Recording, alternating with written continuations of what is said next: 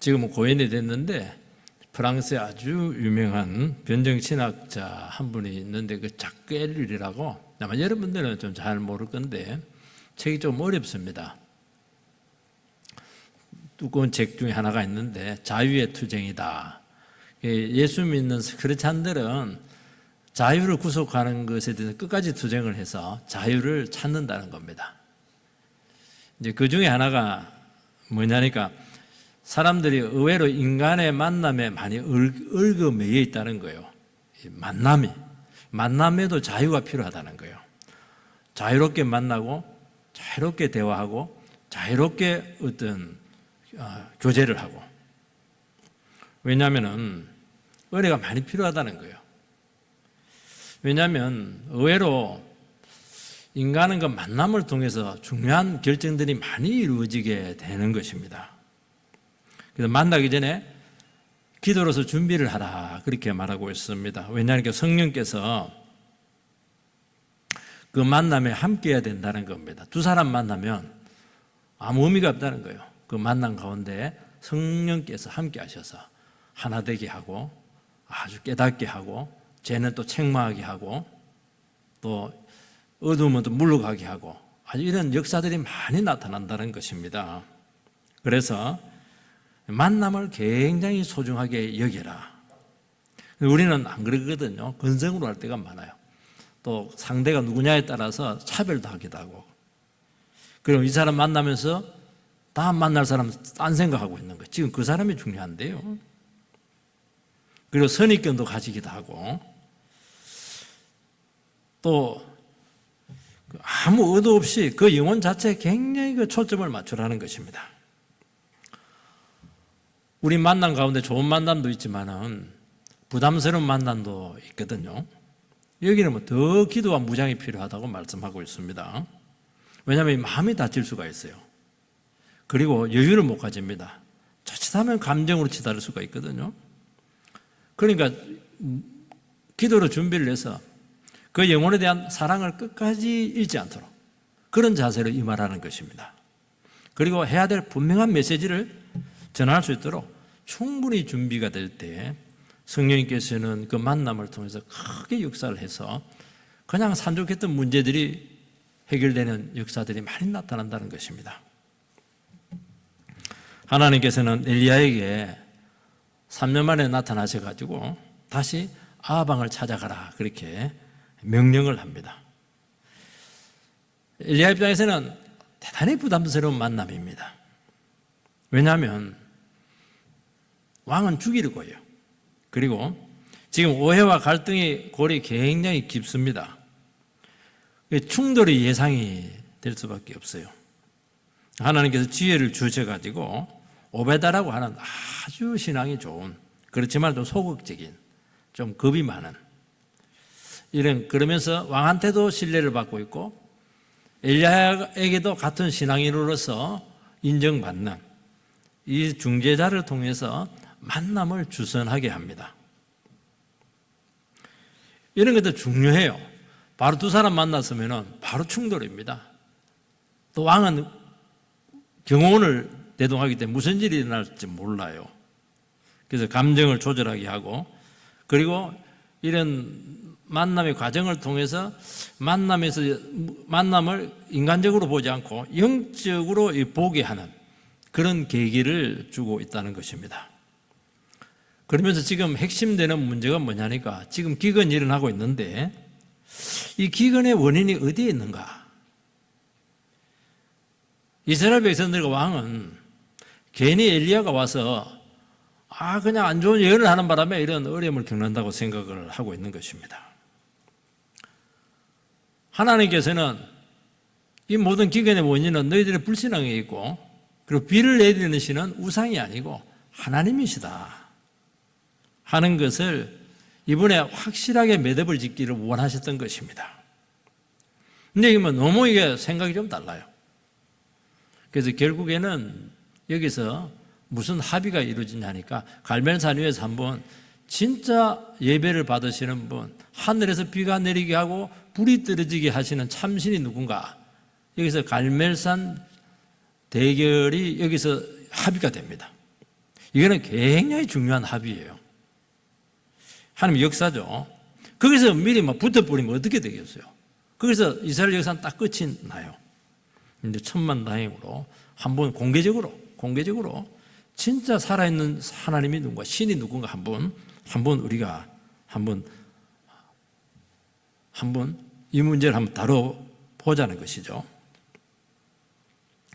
하나님께서는 바로 엘리야와 아합의 만남에, 이 구체적인 만남에서, 그래서 만남을 굉장히 이렇게 길고 기록한 이유는 이 만남이 굉장히 중요했다는 거예요. 바로 갈매산에서 되지를 않아요. 이 만남의 과정이 굉장히 중요한 거예요. 첫 번째는 현실에서 신앙을 숨기면서 살아가는 것으로만은 안 된다는 겁니다.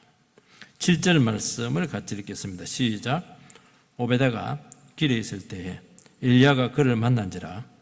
그가 알아보고 엎드려 말하되 내 주 엘리야여 당신이니까.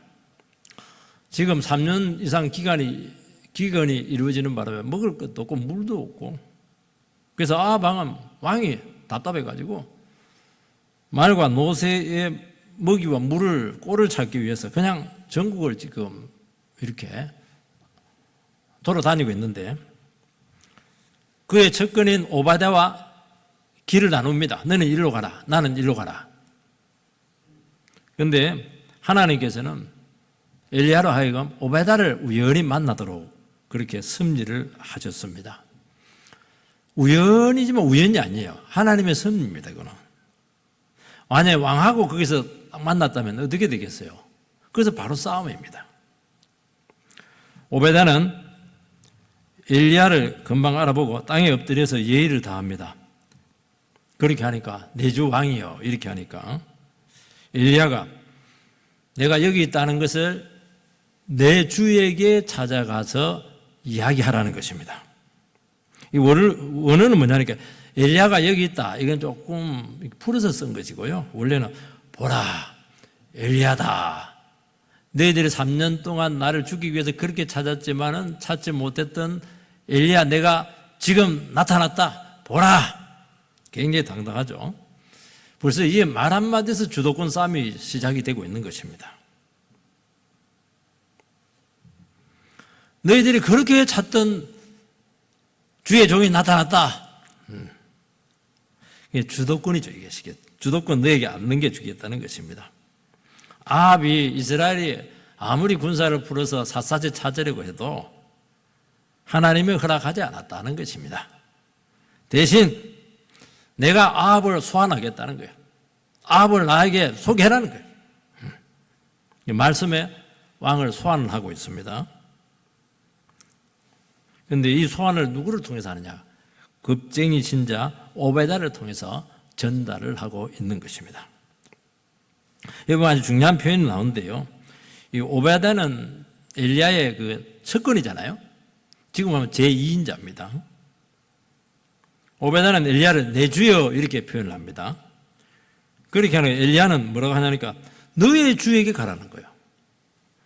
그래서 말싸움이 이루어지고 너의 주가 누굽니까? 아합 왕이잖아요. 못된 아합 왕입니다. 이 말을 듣고 있으면 오베다 입장에 굉장히 기분 나쁠 수가 있어요. 나의 주는 하나님이죠. 엘리야는 그렇게 얘기하지 않고 너의 신앙을 내가 좀 의심하고 있다는 거예요. 마치 오바댜의 신앙을 인정하지 않은 것처럼 말하고 있는 것입니다. 쉽게 말해서 너의 주가 누구냐는 거예요.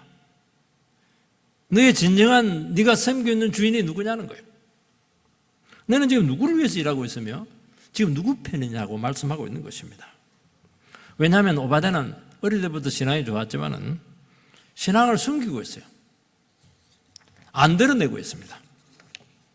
이제는 그렇게 해서는 안 된다는 것입니다. 이제는 너의 신앙을 분명히 드러내야 될 때가 왔다고 말씀하고 있습니다.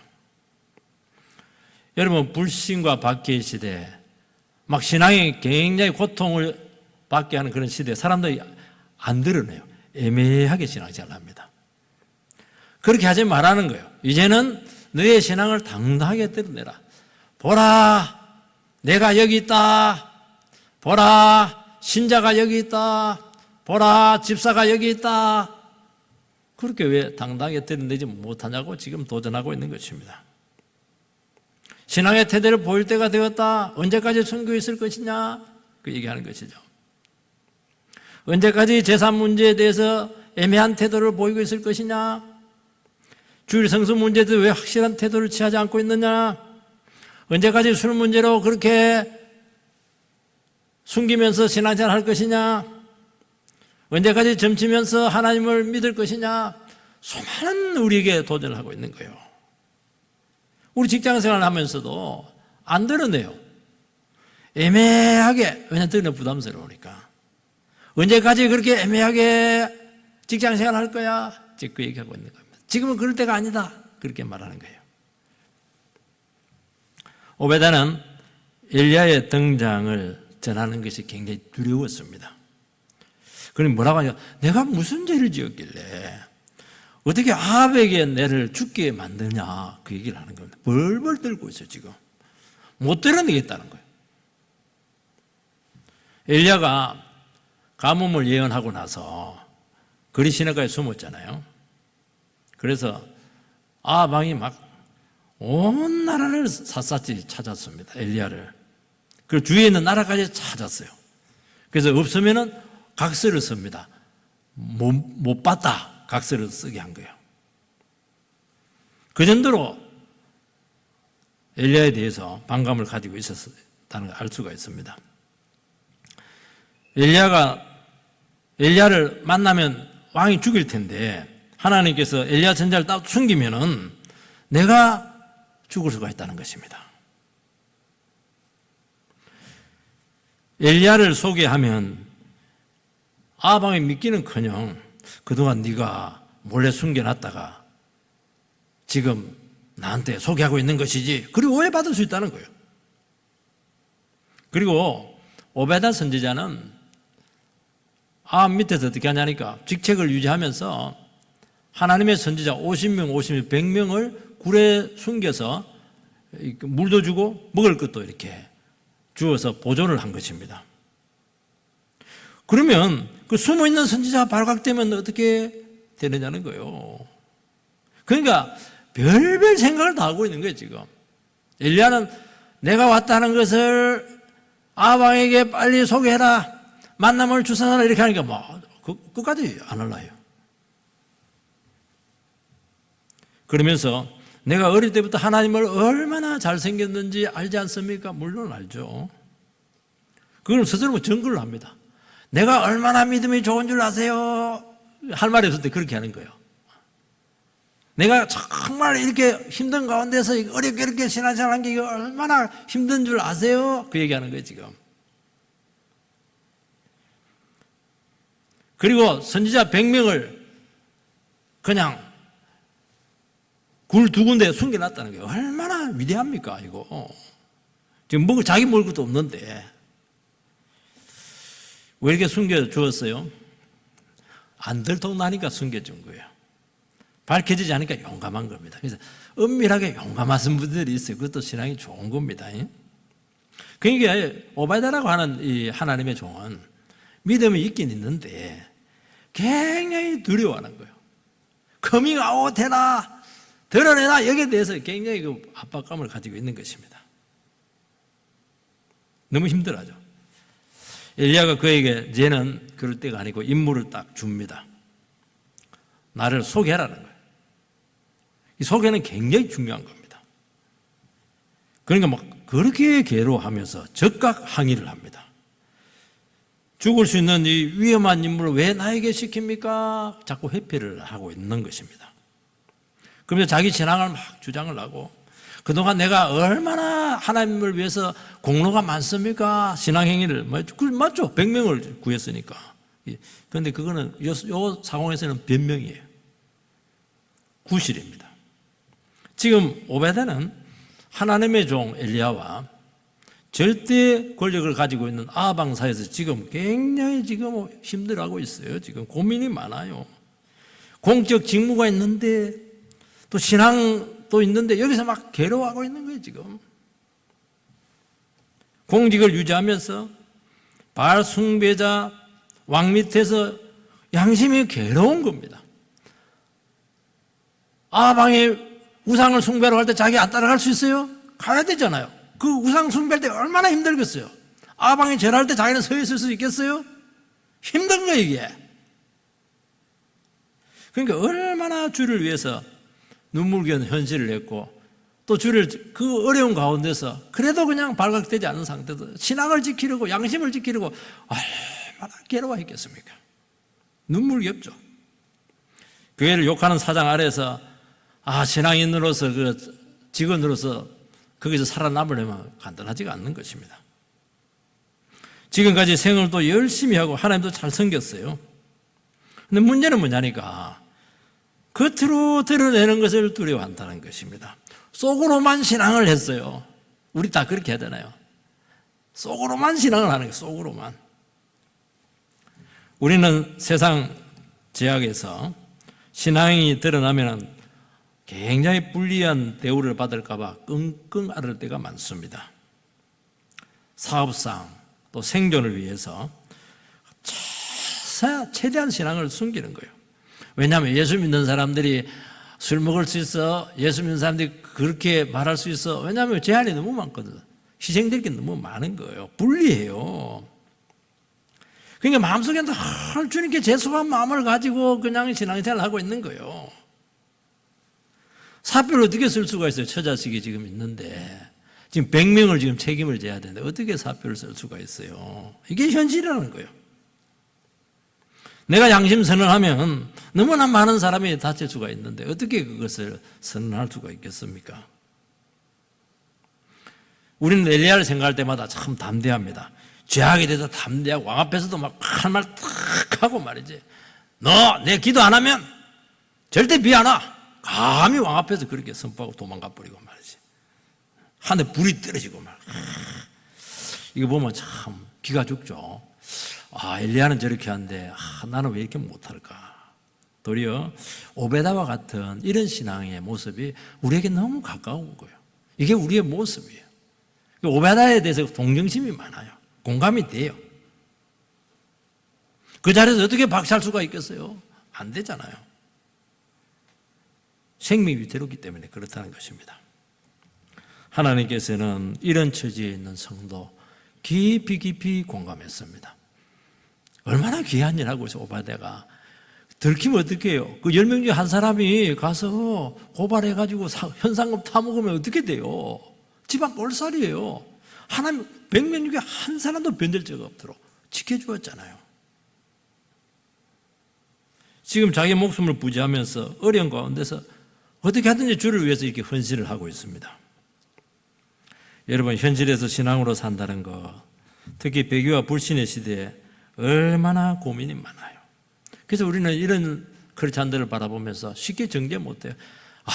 왜 엘리야처럼 그렇게 당당하게 신앙생활 못하냐고, 왜 고백을 못하냐고, 왜 확실하게 얘기를 못하냐고. 쉽게 우리가 정죄할 수가 없는 거예요. 우리는 신앙생활을 하면서 효도냐 신앙이냐, 부모가 원하는 것은 하나님 원하는 거 아닌데 고민하잖아요. 가문의 행사냐 주일이냐 고민이 되는 문제들이거든요.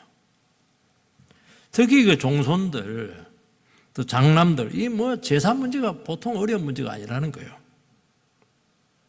여러분, 예수 안 믿었으면 이런 고민할 필요가 없어요. 예수 믿었기 때문에 이런 고민이 오는 거예요. 우리는 이런 영혼들을 바라볼 때마다 어떻게 그것도 신앙이냐고, 아이고 겁쟁이야, 왜 이렇게 소극적이야, 그렇게 쉽게 정죄할 수가 없어요. 한 번씩 예수 믿고 나서 장남이나 이런 사람들이 저한테 질문합니다. 목사님, 이번 명절에 제사를 어떻게 하면 되겠습니까? 제사 지내면 안 되죠. 제사는 우상 숭배죠. 알겠습니다. 제가 기도까지 해줍니다. 그런데 또 올라와가지고 막 얼굴이 그냥 이게 막 새까맣게 돼가지고, 목사님 이번에도 절했습니다. 그럼 아니 집사님 신앙이 있는 거냐고 없는 거냐고, 그게 무슨 놈의 신앙이냐고 그렇게 하겠어요? 아닙니다. 고생 많았다고, 고생 많았다고 공감해줘요. 그리고 평안을 빌어줍니다. 여러분, 평안을 자꾸 빌어주세요. 얼마나 갈등이 많겠어요.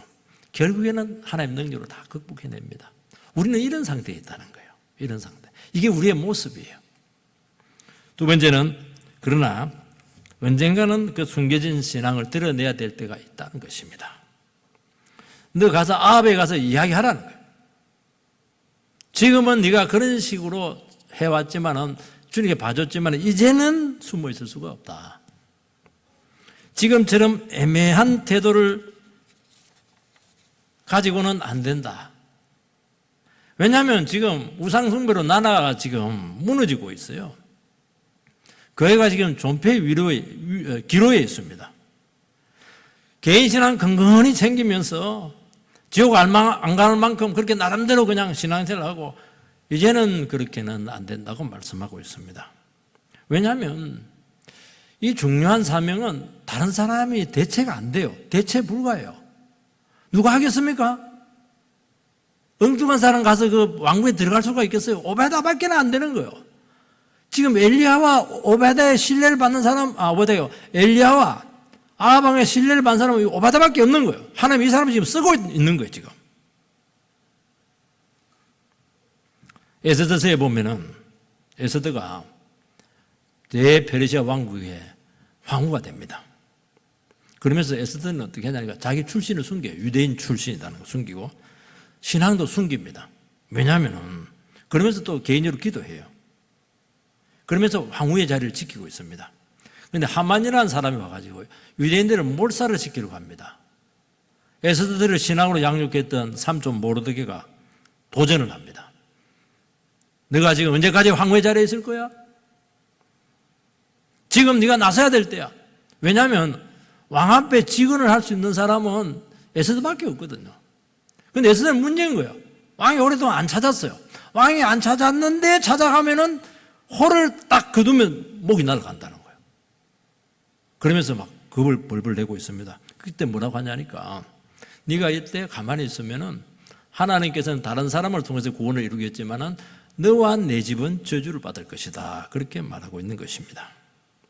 그때 에스더가 결단하면 죽으면 죽으리라. 딱 결단을 내리고 나를 위해서 기도해 달라고 딱 그렇게 하는 것이죠. 그러고 나서 판을 뒤집어 버렸어요. 와, 위대하죠? 하나님 그런 결단 가운데요. 반드시 승리를 주신다는 거예요. 언제까지 손에 그냥 매니큐어나 바르고 황후로서 그렇게 있을 것이냐? 지금 그 도전하고 있는 거예요, 지금. 네가 지금 황후가 된 것이 이때를 위해서 있는 거 아니냐? 딱 얘기하는 거예요. 오베다, 너는 이때를 위해서 지금 있는 거다. 월급 받아 먹으면서 그렇게 몸보신하고 있을 때가 아니라는 거예요, 지금.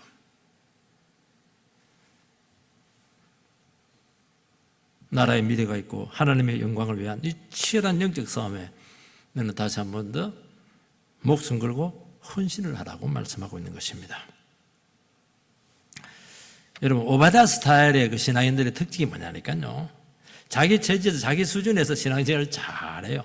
헌금도 잘하기도 하고 잘 돕고 참 귀하죠.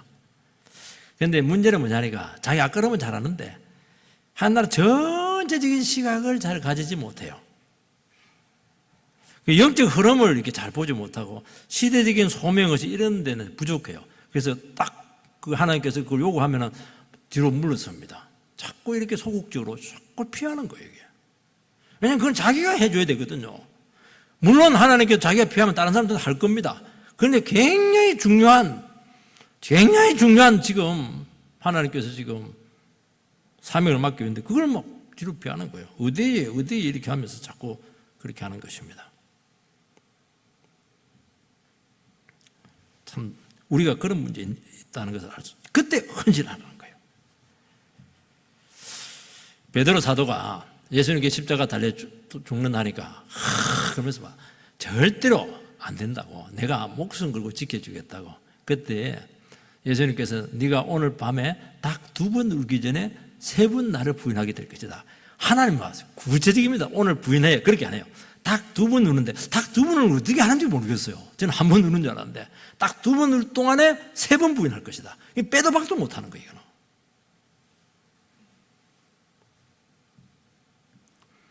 그런데 예수님이 체포대 가니까 따라가가지고 막 여종이 있다가 너 제자 맞지? 예수 졸개잖아. 그러니까 막 저주하면서 3번 부정합니다. 그때 닭이 웁니다. 그래서 평생 동안 아마 닭고기를 안 먹었다 그런 말도 있어요.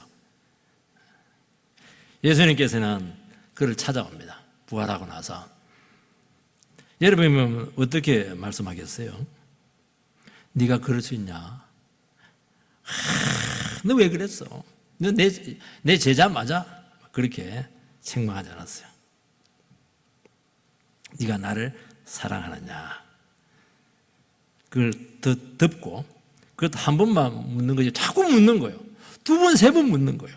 어떤 사람은 세 번 부인했으니까 세 번 이렇게 똑같이 해줘야 되니까 세 번 뭐 사랑을 묻는다고 하는데요. 그게 아닙니다. 예수님이 원하는 답이 안 나오고 있는 거예요, 지금. 그때 뭐라고 하냐니까. 예수님, 내가 주님을 사랑하는 줄 모르냐고. 첫 번째, 두 번째, 세 번째 딱 물으니까 얼굴에 근심이 딱 가요. 내가 주님 사랑하는 줄 주께서 아십니다. 그렇게 얘기하니까 이제 안다. 그렇게 하는 거예요. 그전에는 내가 나를 사랑하는 게 좀 의심스러운데 그 얘기 아니에요, 지금? 쉽게 말해서? 그런데 얼굴이 화끈거렸어요.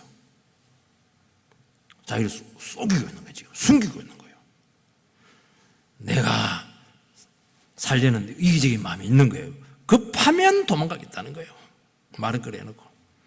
쉽게 말하면 내 범위 안에서 사랑하겠다는 거예요. 목숨 걸고 사랑하는 것이 아니고 내 범위 안에서 사랑하겠다는 거예요. 이런 상태로 너 한 영혼도 책임질 수 없다는 거예요. 어떻게 내 양을 네가 먹일 수가 있겠냐? 그 얘기하는 거예요. 네가 젊어서는 스스로 띠띠고 원하는 곳을 다녔지만 늙어서는 내 팔을 벌리리라. 이건 십자가에 순교당할 것을 미리 얘기하는 거예요, 지금. 남이 내게 띠띠고 원하지 않는 곳으로 데려가는 것입니다. 여러분 지금 막 자기 원하는 곳을 막 다니고 있죠? 봐주고 있는 겁니다. 하나님께 붙잡히면 다른 사람이 목을 딱 개목걸이 잡고 다른 사람이 끌고 가. 오른쪽 왼쪽 소처럼 다른 사람이 끌고 다니는 게 그게 신앙이에요.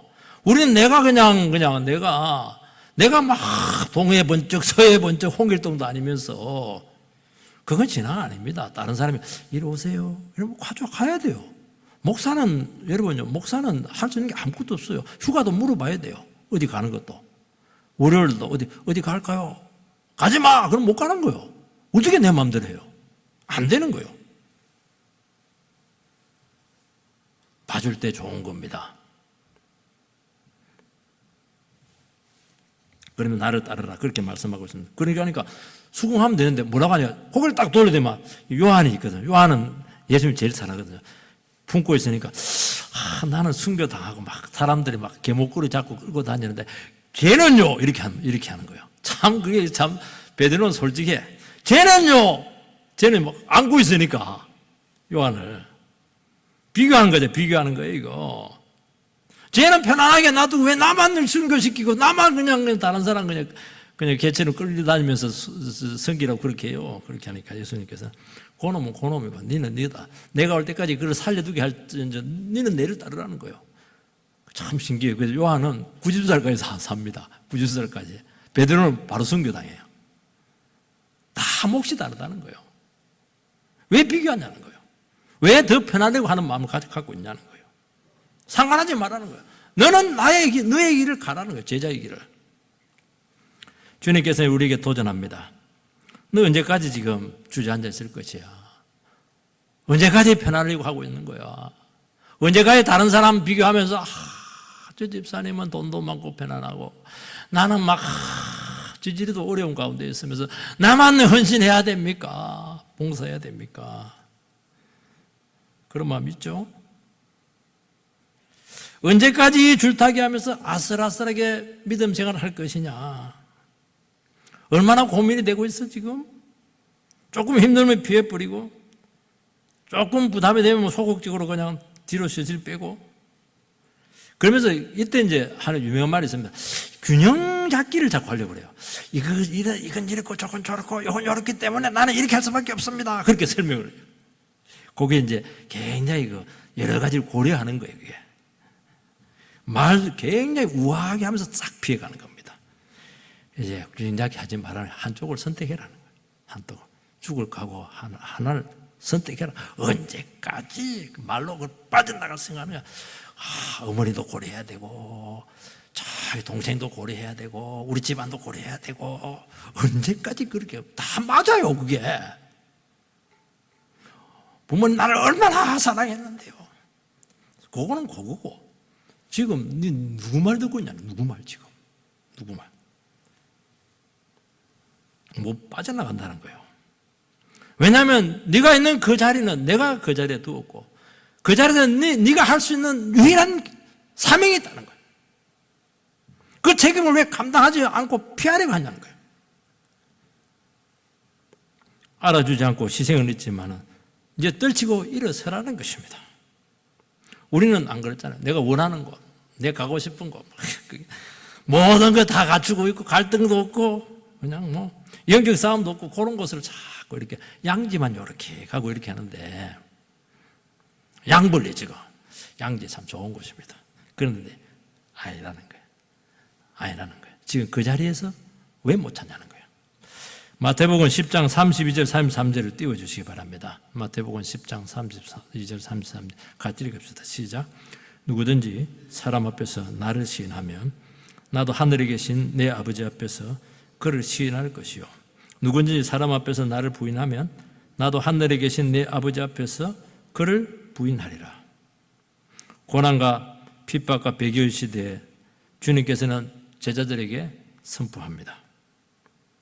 하나님 앞에 신앙을 공개적으로 고백을 하라는 것입니다. 속으로 하지 말고 고백하라는 거예요.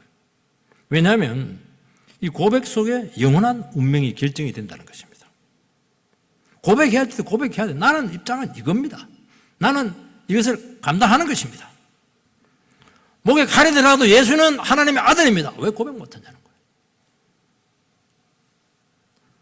주님께서 정말 온 세상의 주권자가 되심을 인정하고 있느냐? 인정이 안 되면 절대로 고백 못해요.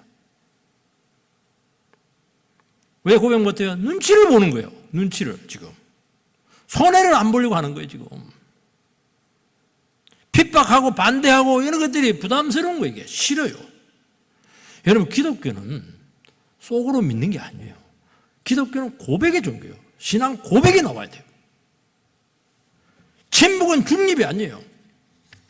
그거는 거부입니다. 거부. 지시에 대한 거부예요. 오늘 우리 현대 크리스찬들이 제일 안 되는 것이 고백입니다. 혼자 잘 믿어요. 뭐 큐티도 많이 하고 잘 믿어요. 고백이 없어요. 나는 이렇게 믿어요. 절대 중요한 순간에, 결정적인 순간에 고백을 해야 되거든요. 나의 신앙의 입장은 이겁니다. 왜 얘기 못하냐는 거예요. 직장생활 오래오래 했는데 교회 다닌 것도 사람들이 몰라요. 나중에 압니다. 나중에 이력서 보고 집사님이셨어요? 이렇게. 왜 그렇게 숨기고 있고 그렇게 해요? 왜냐하면 자기 정체성을 드러내면 굉장히 손해볼 때가 많고 불편하기 때문입니다. 그러면 어떻게 하냐니까 나도 네 모른다는 거예요. 네 모른다. 나 몰라.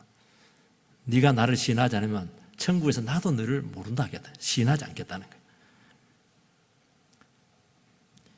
이 고백이 없는 이 사회 속에 무슨 일이 생기면 악한 소수들이 이 사회와 조직을 완전히 주도를 하고 주무르고 있잖아요 지금. 예수 믿는 사람들 입을 안 떼니까, 고백을 안 하니까 아닙니다. 왜 그 얘기를 안 하니까 지금 악한 자들이, 힘있는 자들이 나라를 완전히 말아먹고 있잖아요 지금. 여러분 사람들 앞에서 분명히 얘기합니다. 혼자 고백하면 안 돼요. 사람들 앞에서 공개적으로 해라는 거예요. 여러분 사람 앞에서 우리의 신앙을 고백하면 주님도 하나님 앞에서 그를 시인하겠다는 거예요. 천국에서. 아니 하늘에서 네가 옳다 그러면 옳아지는 거 아니에요? 내가 땅에서 아무리 옳다 해도 하늘에서 나 몰라 그러면 뭐 아무것도 아닌 게 그 사람 아무것도 아니에요. 그거. 하늘에서 인정을 받아야지. 하늘에서 검증을 받아야죠. 그러면 너를 인정해주고 명예롭게 하고 특별히 지켜주고 영화롭게 해주겠다는 것입니다. 그럼 당당해집니다. 그 영향력이 어마어마하다는 거예요. 하나님이 힘을 실어주거든요.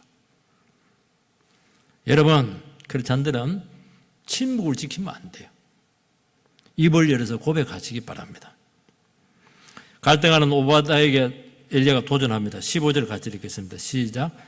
엘리야가 이르되 내가 섬기는 만군의 여호와께서 살아계심을 두고 맹세하노라. 내가 오늘 아합에게 보이리라. 뭐뭐뭐 하니까 엘리야가 다시 자기가 고백을 합니다. 나는 반드시 간다. 맹세를 합니다. 주님의 이름으로. 왜냐하면 도망갈지 모르니까. 왜냐하면 엘리야는 막 하고 숨어버리니까. 지금 오바댜의 지금 두려움을 눈치채고 있는 거예요. 여러분, 엘리야가 지금 가뭄을 예언하는 것은 이거는 정말 인기가 없는 설교였어요. 3년 주님께서 지켜주었습니다. 그리고 숨어있는 기간 동안 막 죽은 자를 살리고 기적도 막 체험을 했어요. 오바댜 선지자도 그 기간 동안 선지자 숨긴 거 탄로나지 않게 했어요. 근데 왜 모르냐는 거예요. 탄로나지 않게 해서 네가 다 숨겼기 때문에 그렇게 한 거야? 하나님께서 너를 지켜줬잖아. 100명의 입을 틀어 막았잖아. 아무도 그 굴이 발각되지 않도록 지켜주었잖아. 하나님은 살아있잖아. 그 얘기하는 거예요, 지금. 주님께서는 악한 자 손에서 자기 백성이 고통받는 거 원치 않는다는 거예요. 너무 잘했다는 거예요. 50명, 100명, 얼마나 많아요. 신학교잖아요, 그거, 쉽게 말해서. 하나님 절대로 악한 자들에게 내놓지 않았다는 거예요, 지금. 주님은 살아계시고 지금도 역사하고 있고 더 큰 시련도 함께 하신다는 것입니다. 엘리야는 나는 이 하나님 믿고 아합과 대결하겠다는 거예요. 바알 선지자 400명, 아세라 선지자 450명과 내가 850으로 내가 대결하겠다는 거예요. 거기서 한 대 불이 떨어지잖아요. 응답이 오잖아요. 응답이. 850명을 죽이잖아요. 와, 신앙은 겁나는 거예요. 내가 밀리면 적이 사는 것이고 내가 살면 적이 죽는 거예요. 여러분들. 공존이 안 되는 거예요. 이거는. 절대로 물러서지 말라는 거예요. 뭐 삶의 균형이 어떻고 이것저것 고려하고 말이야. 지금까지는 네가 봐줬지만 지금은 아니라는 거예요.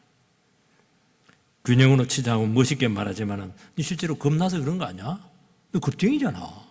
겁쟁이 맞지? 지금 그 얘기하고 있는 거예요. 지금 왜 이렇게 시질 뺏고 그래? 아니 지금 경기가 안 좋은데 해고되면 어디 가요? 잘리면 어떻게 돼요? 처자식들. 하나님께서는 이 변명이 아니고 하나님의 중심의 고백을 듣고 싶어 한다는 것입니다. 약하고 두렵고 처지가 이해하지만은 고백하라는 거예요. 그럼 우리는 애매하게 가요. 그게 애매하게 결과가 나타나요. 죽도 밥도 안 되는 거예요. 그렇게 하지 마시기를 주의 이름으로 축복합니다. 기도하겠습니다.